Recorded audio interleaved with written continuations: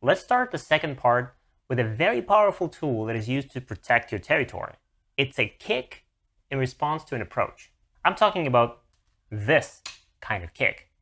So what should we do? Let's kick it! Let's do it.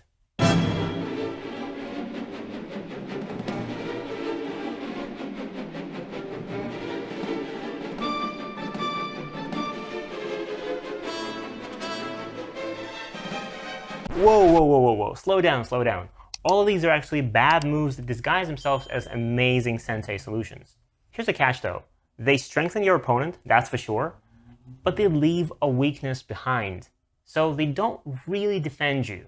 This last one is a classic case, by the way. This position occurs in handicap games a lot, and black is so scared of losing that corner that he plays 2 kicks in a row and believes that the corner is already protected.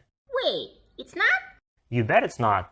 Later in the game, white will definitely invade here, and as it sometimes happens in handicap games, black could even die here. So this kick, it's like one of those commercials that promise you something fast, cheap, and of great quality. But we know that this combination just doesn't exist. What if we go back and protect the corner? Then you will do it in Gote? Well, if you really want to keep those points in Gote, then you don't really need the kick at all. Why strengthen your opponent when you're much better off without it? So instead of the kick, you can just, if there's no bigger move on the board, you can just protect it like this, or maybe even like this. And then later, if you get a chance, you can maybe play something like this and attack white without strengthening white first. Now let's see some of the positions where playing the kick is actually fine. And we're going to start with this classic Joseki.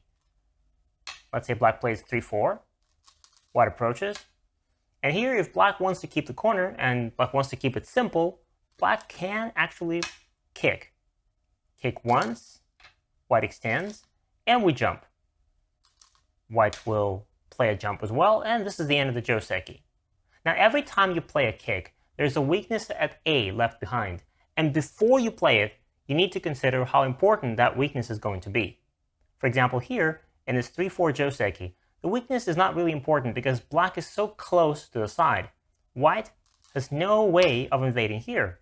White is just going to die there. So this Joseki is absolutely fine.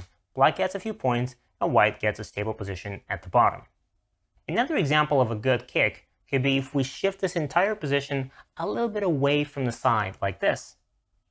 And we get the same position we talked about just a minute ago. And again, before playing the star point kicking Joseki, we have to ask ourselves the same question. Is there a weakness left behind? Do we care about it? And as a matter of fact, we do. There is a weakness, and if white plays there, if white takes the corner, black will lose the entire corner. So how is this okay for black? Well, you can think of this Joseki as an exception. Because before the AI, we thought that this was a really bad exchange for black at the start of the game. White was getting a solid shape, and black gets the corner that is still weak and could be invaded by white. But now the AI tends to think that black's position is actually very flexible. Black has a lot of options to consider. And first off, this move was found by the AI and is believed to be very strong against this white shape. It's very difficult for white to counter this, and if white simply wants to stay connected and play something like this, then black will play this, Atari, and this, and the corner gets huge. On the other hand, even if white invades the corner first, black can be quite flexible about responding to this. So black can descend if black is planning to attack this shape and allow white to live in the corner. Black can simply allow white to connect, which is usually not recommended, or black can make an empty triangle like this and allow white to live small in the corner. Just remember that these are the 2 standard Josekis where kicking is possible. However, if white approaches again from the other side, this is where you don't want to kick anymore because black's shape is full of weaknesses, and if you kick again, you're going to have 2 weaknesses at the same time. And this is getting too much to handle. So if white gets to play here first, you just need to accept the fact that this corner is not meant to be kept. You played star point to begin with, and star point is not for making territory. It's for playing for the outside, playing for the influence. So instead of keeping the corner passively, maybe you can counterattack white instead without kicking white first. Another kind of position where the magical kick could be okay is this one. This is where black has a framework moyo at the bottom and white chooses to invade right now. Actually, if this was played against you, how would you start to attack white? Would you kick first? Would you kick later? Would you cover the stone? Maybe attack from the right side? What do you do? Probably the worst way of attacking white in this position is to pincer the white stone from here. And we're going to talk why that is in the very next lesson. Now, covering it is also fine. This could attack the stone and white will be forced to live here small. But the most efficient way of attacking white is, you got it, to play the magical kick. We kick here, and before you ask yourselves, is there a weakness left behind? Yes, there is. But that weakness is not critical right now. White has no time to think about it because this stone is under attack. White is not going to invade here. So white probably needs to extend. And in this case, we simply continue to attack. We play the knight's move, and we press. And if white tries to escape with a flexible jump like this, we just keep on pressing. One more knight's move, and white is being sealed in. So in a real game, white would probably have to play a little lighter than this, and instead of simply extending, white would maybe jump, not to allow to get themselves sealed in, and at the same time allowing black to connect underneath.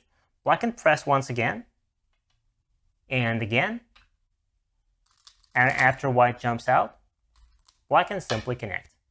Black's weakness at A is gone, and those white stones in the center are not fully connected yet.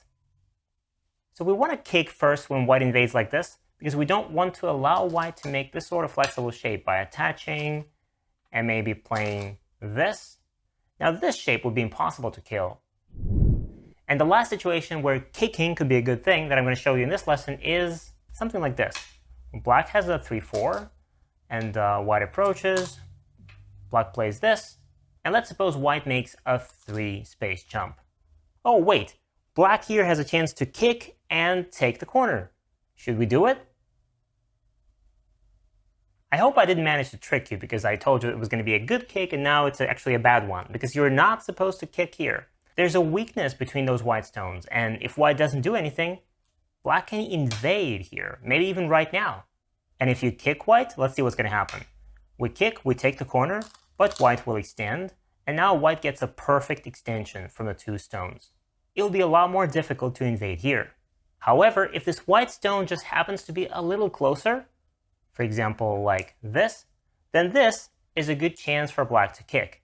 Because right now these two stones are quite close. This is a 2-space extension, and if we kick, white will be forced to extend, and this white stone is too close to the white wall. So we kick to create overconcentration. And for now, you just need to remember that you don't want to kick for no reason, just to defend your territory in sente. Because very often, that sente will turn out to be a lot worse than you think. Your opponent will invade later, use that weakness, and you will suffer. So try to avoid that kick whenever possible.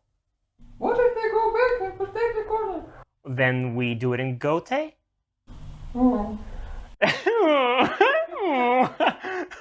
didn't think of it!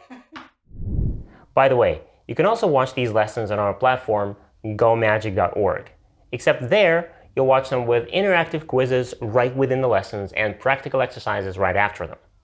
And if you enjoy watching these Go videos and you don't want to miss others like this one, go smash that like button, subscribe to our YouTube channel, and this is Go Magic.